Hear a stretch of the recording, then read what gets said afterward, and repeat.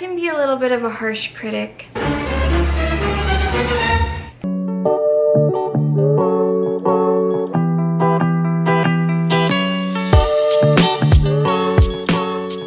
Hi, my name is Sarah from Sarah's Reading Nook, and I'm happy that you're here today. Please don't forget to like and subscribe if you like what you see here for more content. So today I'm going to talk about all the books that I read in January. January was an interesting month for me. I was feeling ill, and also I wasn't able to read as much as I would like to read, but I have set my goal for this year as 52 books. So that's roughly one book a week. So in January, I read 4 books in total. So that pretty much follows what I want to be doing every single month, to read 4 books at least or more.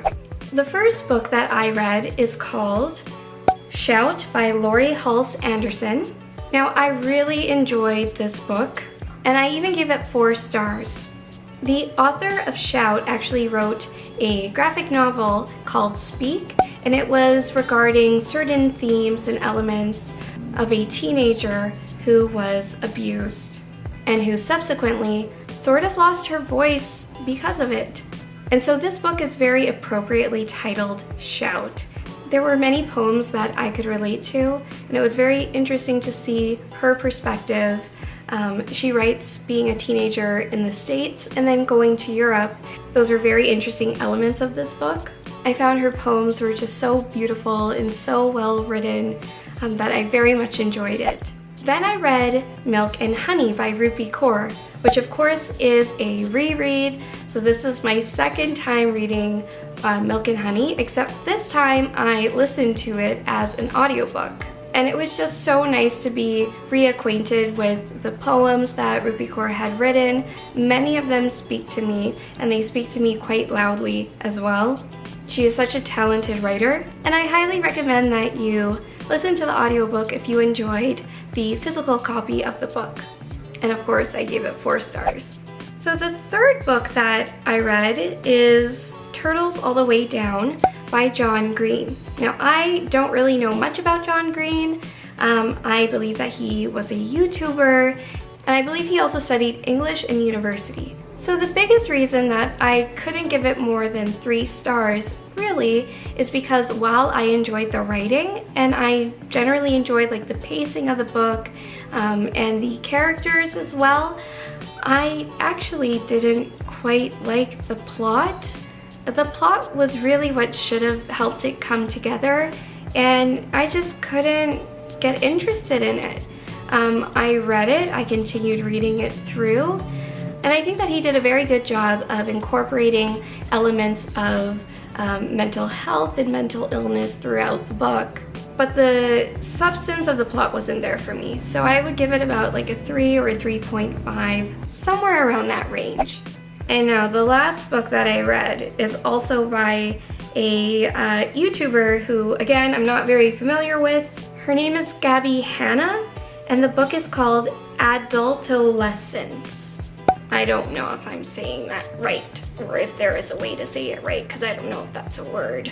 I don't think it's a word. It has a 3.49 star out of 5 on Goodreads. Now, I had a hard time enjoying the book. It felt that a lot of the poems were very haphazardly put together.